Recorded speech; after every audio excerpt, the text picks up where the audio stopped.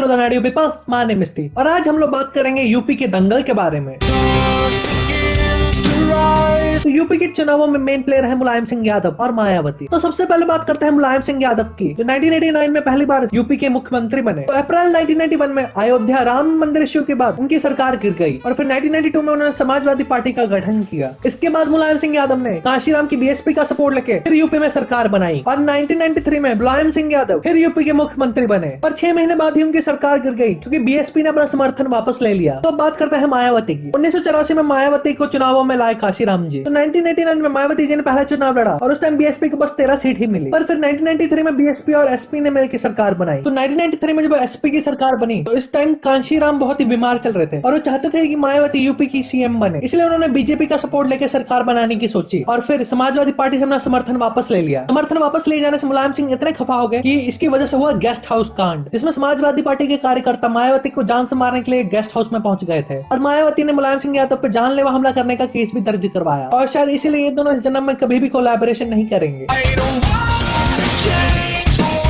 तो अब बात करते हैं समाजवादी पार्टी की, जिसमें है Mulayam Singh Yadav, Akhilesh Yadav, Dimple Yadav, Aparna Yadav, Ram Gopal Yadav, Rajkumar Yadav, Durga Yadav, Vijay Yadav, Pinky Yadav, Virendra Yadav, Rahul Yadav, Suresh Yadav, Shiv Pratap Yadav, Kishan Yadav, Sobran Yadav, Ram Khiladi Yadav, Omkar Singh Yadav, Veerpal Yadav, Rajesh Yadav, Anita Yadav. I mean seriously, ये समाजवादी पार्टी नहीं, इसका नाम तो होना चाहिए यादव समाजवादी पार्टी। अगर ऐसे ही चलता रहा तो एक दिन ऐसा आ जाएगा जब पूरा यादव परिवार मिलकर यूपी को चला रहा होगा। तो बात करते हैं यूपी के करंट सीएम अखिलेश यादव के बारे में। 2012 में इन्हें समाजवादी पार्टी का लीडर भी घोषित कर दिया गया और सन 2012 में ये यूपी के सीएम भी बन गए। पर अखिलेश यादव के 2012 से 2016 तक के सरकारी तंत्र में काफी सारे कांड भी हुए, जिसमें से सबसे बड़ा है मुजफ्फरनगर दंगे। मुजफ्फरनगर दंगों में एटलीस्ट 62 लोग मार गए, तकरीबन 50,000 लोग बेघर हो गए। और यूपी के इतिहास में सबसे बड़ा दंगा होने के बाद अखिलेश यादव ने क्या किया, जरा एक बार सोचो क्या किया होगा। मैं बताता हूँ, सैफई महोत्सव। आई मीन सीरियसली, ऐसे टाइम में फेस्ट मनाना बहुत जरूरी था क्या? तो 30 दिसंबर 2016 को मुलायम सिंह ने अखिलेश यादव को पार्टी से बाहर निकाल दिया क्योंकि उन्होंने अपने अलग कैंडिडेट लिस्ट बनाई थी। पर उसके एक ही दिन बाद मुलायम सिंह यादव ने उन्हें वापस ले लिया। आई मीन सीरियसली, ये पॉलिटिक्स है व्हाट्सएप ग्रुप जो निकाला और एक ही दिन में वापस भी ऐड कर लिया। तो बात करते हैं बीएसपी की, जो चल रही है मायावती जी और हाथी के भरोसे। ऐसे दोनों एक ही बात है। आई मीन सीरियसली, मुझे लगता है कि किसी को बीएसपी का और भी किसी मेंबर का नाम भी पता होगा। तो मायावती यूपी की सीएम बनी 1995 में, 97 में, 2003 में और 2007 में। तो मेन उनका रन 2007 से 2012 तक का ही था। तो मायावती ना जाने कितने विवादों से घिरी हुई है। तो मायावती पे पहला केस चला ताज कॉरिडोर का, जिसमें सन 2002 में सरकार ताज हेरिटेज कॉरिडोर में इंप्रूवमेंट करने लगी थी और इस चक्कर में सीबीआई ने 12 लोगों पे एफआईआर भी दर्ज की, जिसमें मायावती भी थी। पर 2007 में सबूतों की कमी की वजह से मायावती पे कोई मुकदमा नहीं चल पाया। तो डिस्प्रोपोर्शनेट एसेट केस में, तो इस केस में सन 2007 में मायावती ने 26 करोड़ रुपए इनकम टैक्स पे किया था। आई मीन सीरियसली, 26 करोड़ का टैक्स पे किया है, तो ना जाने सैलरी कितनी होगी। तो मायावती पे एक और केस है कि उन्होंने 25 से 60 अरब रुपए बस 5 पार्क बनाने में ही लगा दिए और उन्होंने पे ये इल्जाम भी है कि उन्होंने अपनी और हाथी की मूर्तियां पूरे यूपी में लगा दी है। आई मीन सीरियसली, मुझे तो ये नहीं समझ आता कि बहन जी को हाथी से इतनी क्या फैंटेसी है। तो बीजेपी में यूपी का मेन मुद्दा है राम मंदिर का सिंस 1990 और मुझे लगता है कि अगले 1000 साल तक ये मुद्दा कभी भी सॉल्व होने वाला है। और यूपी के इलेक्शन में बीजेपी का चेहरा है मोदी।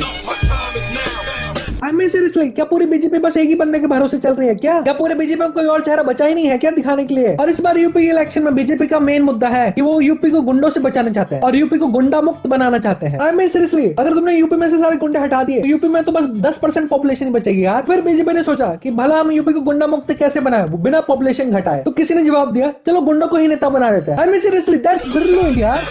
जैसे अब तुम अमित शाह को ही ले लो, जो बीजेपी के जैसे प्रेसिडेंट है, तो इनपे 2-3 छोटे मोटे केसेस चल रहे जैसे मर्डर, एक्सटॉर्शन और किडनैपिंग के। और इनके यूपी बीजेपी के अध्यक्ष केशव प्रसाद मौर्य, उनपे तकरीबन 10 केसेस चल रहे जैसे मर्डर, दंगे और कुछ ऐसे ही। और ये लोग भी यूपी को दंगा मुक्त करवाएंगे। दैट्स अ फैंटास्टिक आइडिया यार। तो बात करते हैं कांग्रेस की। तो मेरे ख्याल से तो राहुल गांधी को ही अगला प्राइम मिनिस्टर बनना चाहिए। और अगर तुम्हें मेरी बात पे यकीन नहीं आ रहा तो ये आपको क्या लगता है, महिलाओं को क्या लगता है? इज्जत की आपकी, भ्रष्टाचार किया, बलात्कार, सॉरी बलात्कार, बलात्कार, सॉरी बलात्कार।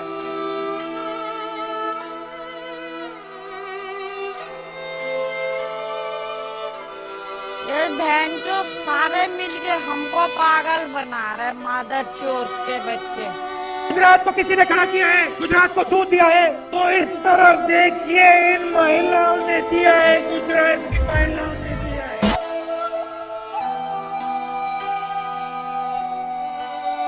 अच्छी बात बोली।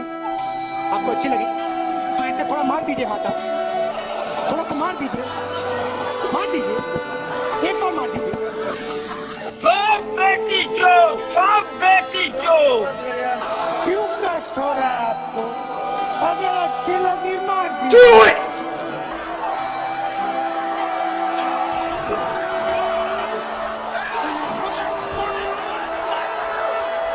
इतने गांड फटी के ये बड़वे। तो भला तुम्हें किस इंसान को वोट देना चाहिए? मैं बताता हूँ। I mean seriously, जिसको मर्जी देना है तो इससे फर्क थोड़ी पड़ता है। You guys are doomed anyway. By the way, आज की वीडियो को खत्म करने से पहले मैं एक और टॉपिक के बारे में बात करना चाहता हूँ। तो YouTube ने इंडिया में अपनी एडवर्टाइजिंग काफी बढ़ा दी है। तो वो लोग ये हैशटैग यूज कर रहे हैं, हैशटैग सी समथिंग न्यू, जिसमें है विद्या व्लॉग्स, सितिया, सनम, टेक्निकल गुरुजी और बीइंग इंडियन। अरे टकला भी है। आई मीन सीरियसली, इन सब के पास तकरीबन 5 लाख से ज्यादा ही सब्सक्राइबर होंगे, पर फिर भी ये लोग न्यू कैसे हैं? कोई बताओ मुझे। अगर यूट्यूब पे कुछ नया है तो वो हूँ मैं। अरे मोनू, अरे कहाँ चला गया? अरे इतना सन्नाटा क्यों है भाई?